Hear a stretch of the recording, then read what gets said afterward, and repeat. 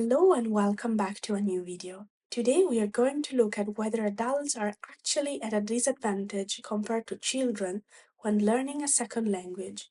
Instead of relying on common beliefs, we will examine how linguistic research defines and measures age effects and whether these effects apply equally to all aspects of language.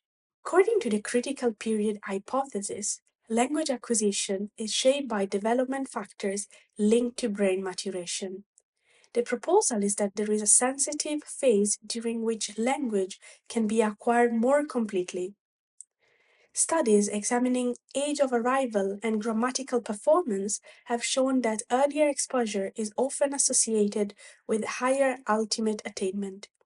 However, the decline appears gradual and adult outcomes remain highly variable.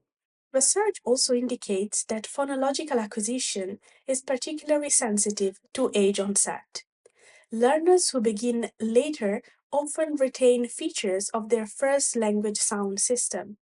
In contrast, grammatical competence and lexical development display broader ranges of achievement.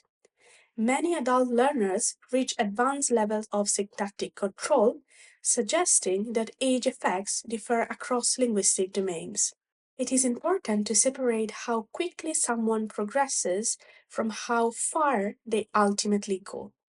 Adults often show faster developments in the initial phase of classroom instructions, partly because they can use explicit reasoning and well-established learning strategies.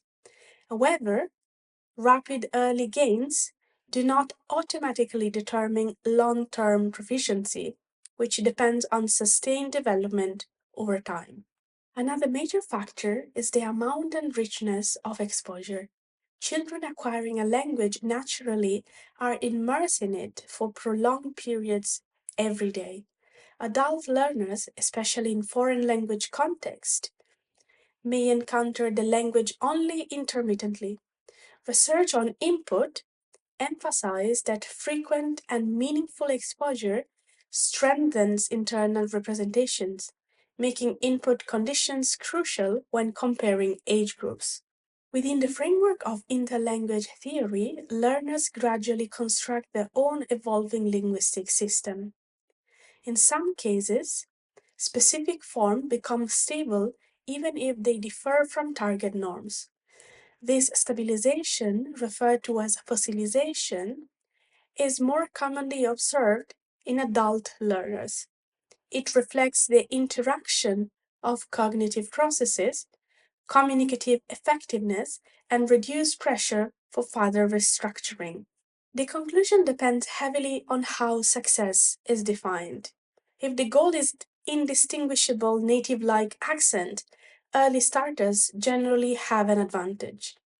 If, however, we consider effective communication, literacy, or professional expertise, adults can achieve remarkably high levels.